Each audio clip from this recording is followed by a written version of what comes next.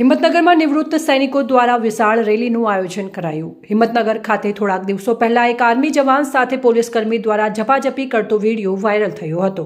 બંને વચ્ચે ગાડીના કાળા કાચને લઈને બબાલ થઈ હતી। આ વિડીયો વાયરલને લઈને સાબરકાંઠા જિલ્લા સહિત આજુબાજુ વિસ્તારના નિવૃત્ત સૈનિકો એકઠા થઈ આજરોજ સાબરકાંઠા હિંમતનગરના એસપી કચેરીએ આવી ભારત માતા કી જય વંદે માતરમના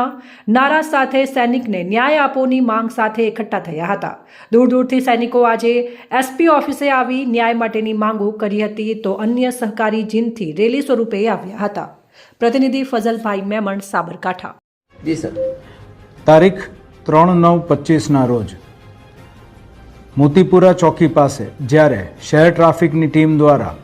બ્લેક ફિલ્મ અંગે વ્હીકલ ચેકિંગ શરૂ હતું તે દરમિયાન એક પોલીસના સ્ટીકરવાળી કાળા કાચવાળી અલ્ટો ગાડી ત્યાંથી નીકળતા અને પોલીસ દ્વારા તે બાબતે ધ્યાન જતાં તુરંત જ સિટી ટ્રાફિકની ટીમ દ્વારા તે ગાડીને રોકીને આગળ તેની પૂછપરછ શરૂ કરવામાં આવી હતી, જેમાં બેસેલ ઈસમ દ્વારા સૌપ્રથમ તો પોતે પોલીસ સ્ટાફ હોવાનું જણાવેલ, ત્યારબાદ વધુ આ બાબતે પોલીસ દ્વારા પૂછપરછ કરતા પોતે પોલીસના ઓળખીતાની ગાડી લઈને નીકળેલ છે તે મુજબ જણાવેલ અને આ બાબતે જ્યારે મેમો ભરવાનું જાણ કરતાં પોતે આર્મીમાં હોવાનું પણ જણાવેલ। પોતે પોતાનું નામ યશપાલસિંહ ઝાલા તરીકે ઓળખ આપેલ હતી અને આર્મીનું આઈ કાર્ડ માંગતા તેમની પાસે કોઈ આઈ કાર્ડ કે એવું કંઈ ન હોય તેથી પોલીસ દ્વારા આ બાબતે આર્ગ્યુમેન્ટ ન કરી મેમો ભરવા માટેની સૂચન કરતા સતત આશરે 12 થી 13 મિનિટ સુધી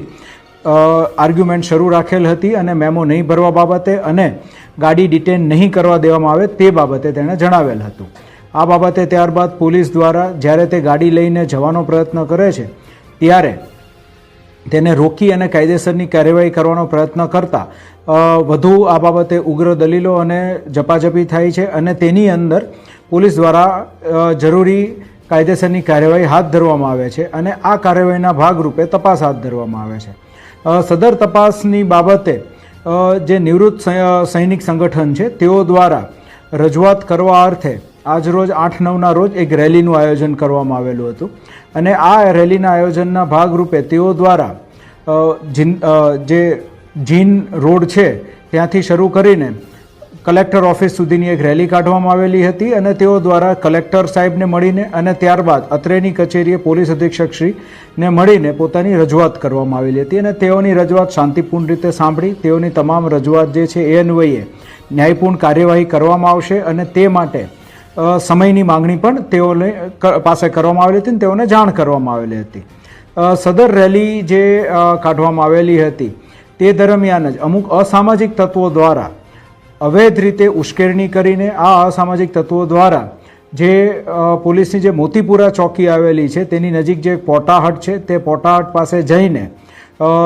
પ્લાસ્ટિકની ખુરશીઓની અને તેના કાચની તોડફોડને એવું બધું કરવામાં આવેલું છે। પોલીસ દ્વારા હાલ આ અસામાજિક પ્રવૃત્તિ કરનારા ઈસમોને ઓળખ કરીને તેઓ વિરુદ્ધ ધોરણસરની કાર્યવાહી હાથ ધરવામાં આવેલ છે।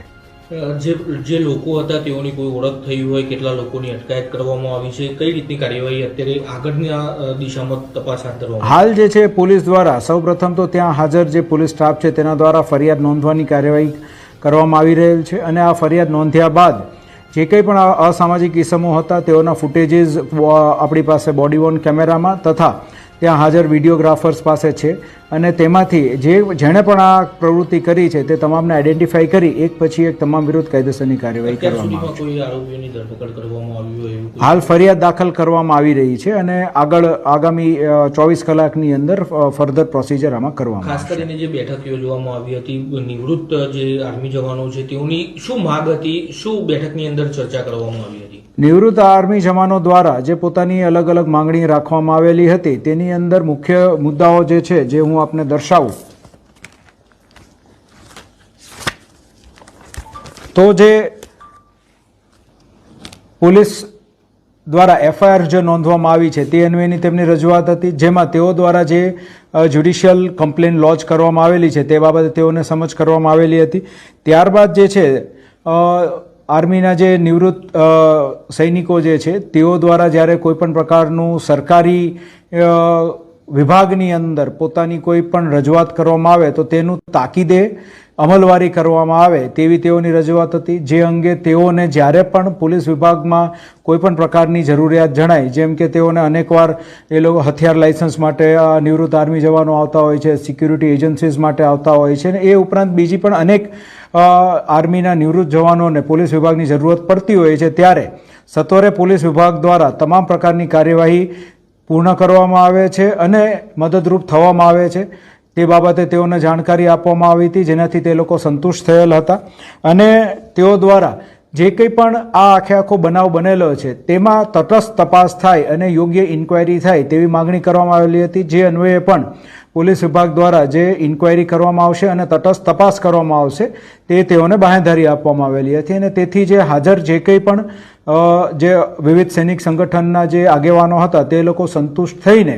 અત્રેથી રવાના થઈ રહેલા હતા અને તે દરમિયાન અમુક અસામાજિક તત્વો દ્વારા આ પ્રકારની પ્રવૃત્તિ હાથ ધરવામાં આવેલ છે.